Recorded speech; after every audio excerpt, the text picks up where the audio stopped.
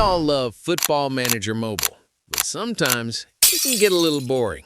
So we fix that by starting the Glory Hunter Challenge, a challenge where we try to become the greatest manager of all time by winning the league title in Europe's top 5 leagues, their domestic cups, and most importantly, the Champions League. In the last episode, we started our journey with Borussia Dortmund, and what a season it was.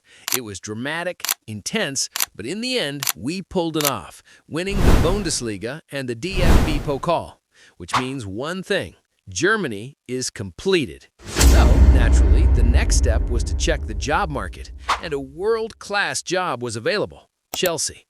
But to my surprise, Chelsea didn't trust me. They didn't even offer me an interview. But we can't complain, though. That's their loss. A month later, another job opened up: Newcastle United. At first, I wasn't really interested. They weren't even in the Champions League. But then I looked at their squad, and I was honestly surprised. How did this team not qualify for Europe? I mean, look at the players they have.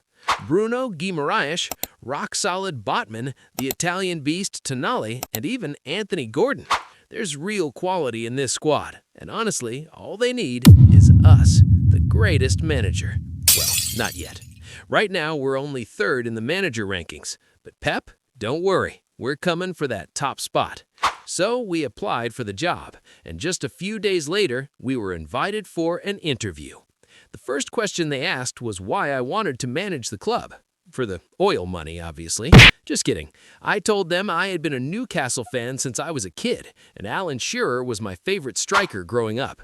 Then they said they were a little concerned about my lack of experience, so I simply flashed my 2 medals for them to see, and a few moments later, congratulations, you are now the manager of Newcastle United.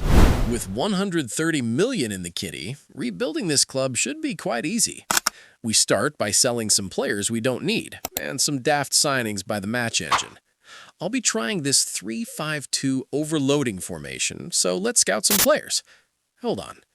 Ronald Araujo from Barcelona is transfer listed for $36 million.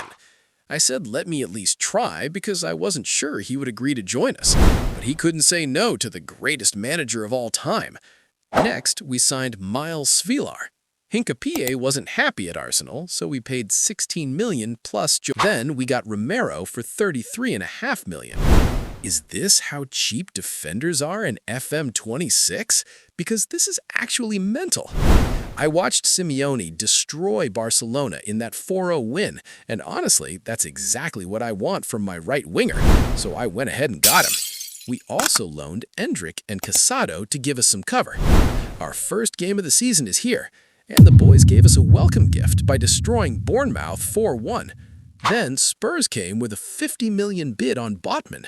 We rejected it immediately, and he was furious. So I told him, fine, if a bid comes that matches his value, I'll let him go. Then Liverpool showed up with $72 million. At that point, I had to let him go. You traitor! Don't worry, though, because I already had his replacement ready. Young defender Diamande from Sporting for $28 million plus a player. And then Manchester City decided to come for my boy Anthony Gordon. We rejected it immediately, but he was furious as well. I guess that explains why this club couldn't win anything. This place is full of traitors. We still lacked depth on the wings, so I signed this player, and our final signing was Amatucci, a defensive midfielder from Fiorentina. Then, we got trashed by Spurs, but we bounced back by beating West Brom 2-0 in the Carabao Cup, which, honestly, I don't really care about. We ended September unbeaten, including a 5-2 destruction of Nottingham Forest, and substitute Endrick snatching a 2-2 draw against Brighton in the 94th minute. The lads went straight back to training, though, because next up, we faced the club that rejected us, Chelsea. We were ready to show them why we are the greatest manager, and the big man puts us ahead in just 1 minute. Don't call me the corner farmer. I just happen to have a 1.98-meter tall striker. Then Endrick proves why he should start by putting us 2-0 up in the 15th minute, followed by a penalty and an Endrick brace to beat them 4-0. Guess who's smiling now? Endrick wins Premier League Player of the Month and Young Player of the Month. I actually feel a bit bad for the big man, though. He has 7 goals and 2 assists in just 8 games. Up next, Manchester City. And things did not start well as Haaland struck in just 1 minute. But the player of the month puts us level, and the game ends 1-1. Not bad. We currently sit 5th in the league, just 4 points away from the top. Next up, Manchester United. Tonali puts us ahead early in the game before Gordon scores our second goal in the 26th minute. But the lads got a bit too relaxed. Sesko scores 1, then another, and Højlund completes the comeback in the 56th minute. I was shouting from the touchline. Then Tonali equalizes, and we thought the game was over, before Denali decides otherwise and scores in the 91st minute to give them the win. After 16 games, we sit 2nd in the league after our impressive run, but we just can't beat the big teams. We finally beat one, though, as we knocked Liverpool out of the Carabao Cup to move into the semi-finals. Guys, I think you should really try this tactic. And then we absolutely destroyed Everton 7-0 with 6 different goal scorers. It is now January, and we still haven't lost a game since August. Then Manchester City bid $43 million for a player we don't even use, so we sold him. And apparently now we're known as the Star Maker.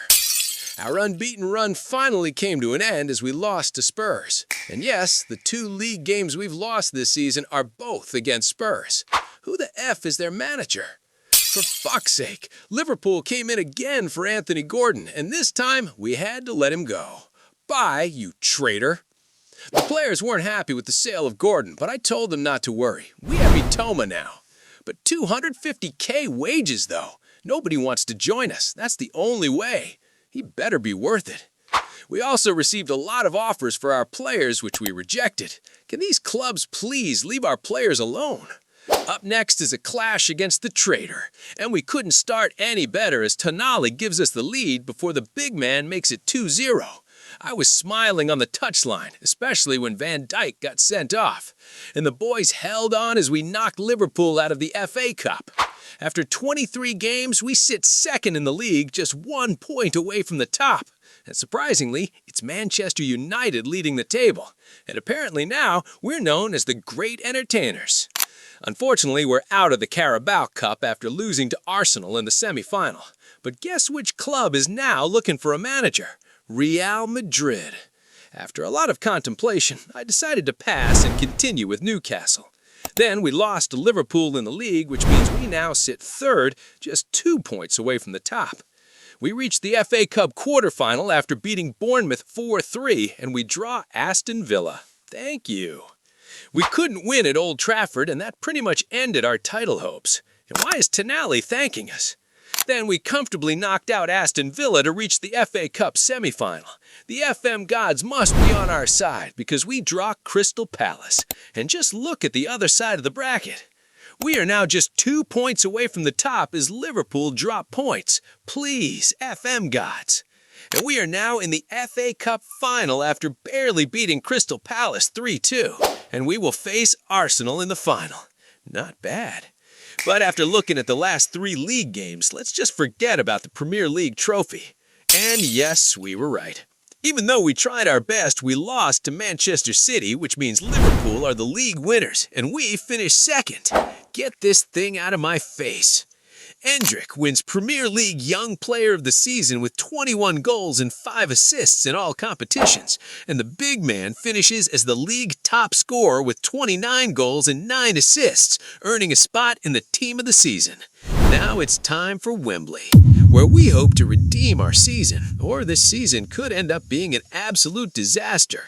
We got off to a great start as Bruno Guimaraes puts us ahead in the 10th minute. Then we doubled the lead through Wissa in the 35th minute. But we panicked a little. I reduced the tempo and went a bit defensive, and we conceded just before halftime. In the second half, the players came back with morale very high, and we went 2 goals ahead again in the 64th minute.